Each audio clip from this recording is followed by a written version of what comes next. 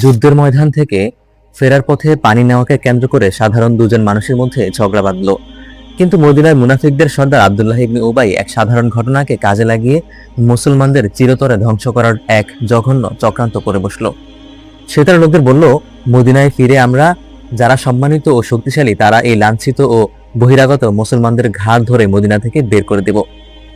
এক তরুণ সাহাবী এই জঘন্য ষড়যন্ত্রের কথা শুনে রাসূলুল্লাহ সাল্লাল্লাহু আলাইহি ওয়াসাল্লামকে জানিয়ে দিলেন। কিন্তু মুনাফিক সর্দার নবীজির সামনে এসে আল্লাহর নামে কসম খেয়ে বলল, সে নাকি এমন কিছুই বলেনি।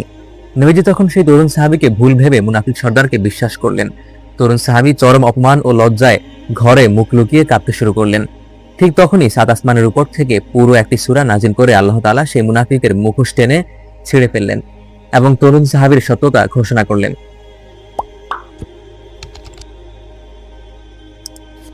আসসালামু আলাইকুম। শানে নুজুল সিরিজের 63তম পর্বে আপনাদের স্বাগতম। আজ আমাদের আলোচ্য বিষয় মদিনায় নাজিল হওয়া অত্যন্ত গুরুত্বপূর্ণ সূরা, সূরা আল মুনাফিকুন। মুনাফিকদের জঘন্য চরিত্র, তাদের চক্রান্ত এবং তাদের আসল রূপ উন্মোচন করে সূরা মুনাফিকুন নিয়ে আমরা আজ আলোচনা করব। চলুন সূরা মুনাফিকের প্রধান 4টি বিষয় এবং সেগুলোর নাজিলের প্রেক্ষাপট জেনে নেই। বিষয় 1, আব্দুল্লাহ ইবনে উবাই এর চক্রান্ত এবং যায়েদ ইবনে আরকাম রাদিয়াল্লাহু তাআলা আনহু এর সত্যতা।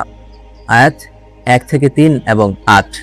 এই সূরার নামকরণের মূল প্রেক্ষাপট বনু মুস্তালিকের যুদ্ধ গাজওয়ায়ে মুরাইসি এর সময়কালে একটি বিখ্যাত ঘটনার সাথে জড়িত।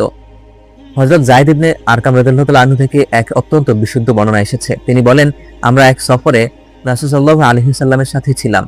সেখানে সাহাবীদের পানির খুব সংকট দেখা দিয়েছিল। তখন জাহজাহ নামে একজন মুহাজির সাহাবীর সাথে সিনান নামে একজন আনসার সাহাবীর পানি নেওয়া নিয়ে হাতাহাতি ও ঝগড়া হয়।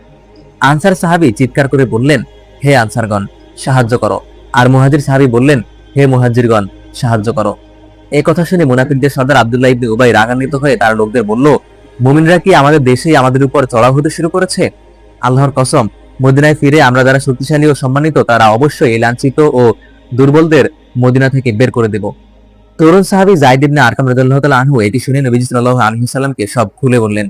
এরপর নবীজি সাল্লাল্লাহু আলাইহি ওয়াসাল্লাম আব্দুল্লাহ ইবনে উবাইকে ডেকে পাঠালে সে আল্লাহর নামে কসম খেয়ে বলল যে সে এমন কোনো কথা বলেনি। নবীজি সাল্লাল্লাহু আলাইহি ওয়াসাল্লাম তখন তার কথা বিশ্বাস করলেন এবং যায়েদকে ভুল ভাবলেন। যায়েদ রাদিয়াল্লাহু তাআলা আনহু বলেন, এতে আমি এত চরম লজ্জিত ও মানসিকভাবে ভেঙে পড়লাম যে কখনো কোনো মানুষ এমন কষ্টে পড়েনি। আমি ঘরে গিয়ে বসে রইলাম। এরপর পরে আল্লাহ তাআলা সূরা আল মুনাফিকুন নাজিল করলেন। নবীজি সাল্লাল্লাহু আলাইহি ওয়াসাল্লাম যায়েদকে ডেকে পাঠালেন এবং এই সূরাটি তেলাওয়াত করে বললেন, হে যায়েদ, আল্লাহ তোমার কথা সত্যতা আসমান থেকে প্রমাণ করে দিয়েছেন। আল্লাহ তাআলা 8 নম্বর আয়াতে মুনাফিকদের সেই জঘন্য উক্তিটি তুলে ধরে বলেন, তারা বলে, আমরা যদি মদিনায় ফিরে যাই তবে অবশ্যই সেখান থেকে শক্তিশালী ও সম্মানিতরা লাঞ্ছিত ও দুর্বলদের বের করে দেব। অথচ শক্তি ও সম্মান তো কেবল আল্লাহর, তার রাসূলের এবং মুমিনদের, কিন্তু মুনাফিকরা তা জানে না। সূরা মুনাফিকুন আয়াত 8। বিষয় 2, মুনাফিকদের বাহ্যিক রূপ বনাম ভেতরের ফাঁফা বাস্তবতা। আয়াত 4। মুনাফিকরা দেখতে কেমন ছিল এবং তারা কিভাবে সাধারণ মানুষকে ধোঁকা দিত, আল্লাহ এই আয়াতে তার এক চমৎকার মনস্তাত্ত্বিক বিবরণ দিয়েছেন। তাফসীরে ইবনে কাসিরে সহিহ রিওয়ায়াতের আলোকে বর্ণিত হয়েছে, আব্দুল্লাহ ইবনে উবাই এবং তার দলেরা লোকেরা দেখতে অত্যন্ত সুঠাম ও সুদর্শন দেহের অধিকারী ছিল। তারা দামি ও সুন্দর পোশাক পরত এবং তাদের কথাবার্তা ছিল অত্যন্ত আকর্ষণীয় ও বাকপটু। নবীজির মজলিসে এসে তারা দেওয়ালের কাঠের খুঁটির সাথে হেলান দিয়ে গাম্ভীর্যের সাথে বসতো, যেন তারা খুব বড় দরদি, কিন্তু তাদের ভেতরের অবস্থা ছিল সম্পূর্ণ ফাঁফা ও ঈমানহীন। আল্লাহ তাআলা তাদের এই ভণ্ডামির রূপ উন্মোচন করে বলেন, আর যখন আপনি তাদের দিকে তাকাবেন তখন তাদের দেহবয়ব আপনার কাছে চমৎকার লাগবে, আর তারা যখন কথা বলে আপনি তাদের কথা শুনতেই থাকবেন। তারা যেন দেওয়াল ঠেকানো কাঠের খুঁটি, তারা প্রতিটি উচ্চ শব্দকে নিজেদের বিরুদ্ধে মনে করে অপরাধবোধের কারণে। তারাই প্রকৃত শত্রু, অতএব তাদের ব্যাপারে সতর্ক থাকুন। সূরা আল মুনাফিকুন আয়াত 4। মুনাফিকদের অহংকার ও ক্ষমা না পাওয়ার ঘোষণা। আয়াত 5 থেকে 6। যখন কোরআনের আয়াতের মাধ্যমে তাদের ভণ্ডামি সবার সামনে প্রকাশ পেয়ে গেল তখন কিছু সাহাবী আব্দুল্লাহ ইবনে উবাইকে বললেন, তুমি নবীজির কাছে গিয়ে ক্ষমা চাও, তিনি তোমার জন্য আল্লাহর কাছে ইস্তেগফার করবেন। কিন্তু অহংকারী মুনাফিক সর্দার মাথা ঘুরিয়ে তা অস্বীকার করলো। আল্লাহ তাআলা তাদের এই অহংকারের পরিণতি জানিয়ে নাজিল করলেন, আর যখন তাদের বলা হয় এসো আল্লাহর রাসূল তোমাদের জন্য ক্ষমা প্রার্থনা করবেন, তখন তারা মাথা ঘুরিয়ে নেয় এবং আপনি তাদের দেখতে পাবেন যে তারা অহংকার করে মুখ ফিরিয়ে নিচ্ছে। সূরা আল মুনাফিকুন আয়াত 5। আল্লাহ তাআলা নবীজিকে জানিয়ে দিলেন, এরা এতটাই অবাধ্য যে এদের জন্য ক্ষমা চাওয়া আর না চাওয়া সমান। আল্লাহ এদের কখনোই হেদায়েত বা ক্ষমা করবেন না। সূরা আল মুনাফিকুন আয়াত 6। বিষয় 4, মুমিনদের জন্য সতর্কবার্তা এবং মৃত্যুর সবচেয়ে সময়ের আফসোস, আয়াত 9 থেকে 11।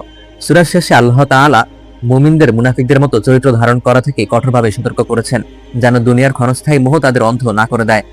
আল্লাহ তাআলা বলেন, হে ঈমানদারগণ, তোমাদের ধন সম্পদ ও সন্তান সন্ততি যেন তোমাদের আল্লাহর স্মরণ থেকে গাফেল না করে, আর যারা এমন করবে তারাই তো ক্ষতিগ্রস্ত, আয়াত 9।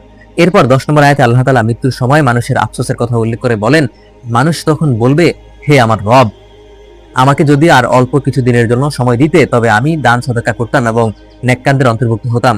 কিন্তু আল্লাহ পরিষ্কার জানিয়ে দিয়েছেন, যখন কারো নির্ধারিত সময় এসে যাবে, আল্লাহ তাকে বিন্দুমাত্র অবকাশ বা ছাড় দিবেন না। সূরা আল মুনাফিকুন আয়াত 11।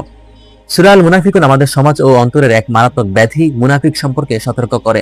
মুখে এক আর অন্তরে আরেক, এই দ্বিমুখী চরিত্র আল্লাহর কাছে সবচেয়ে ঘৃণিত। বনু মুস্তারিকের ঘটনায় তরুণ সাহাবী যায়েদ রাদিয়াল্লাহু তাআলা আনহুর সত্যতা যেভাবে আল্লাহ আসমান থেকে প্রমাণ করেছেন, তা থেকে বোঝা যায় সত্যের পথ অবলম্বনকারীদের আল্লাহ কখনোই লজ্জিত করেন না। ইনশাআল্লাহ আগামী পর্বে আমরা কথা বলবো সূরা আত-তাগাবুন নিয়ে।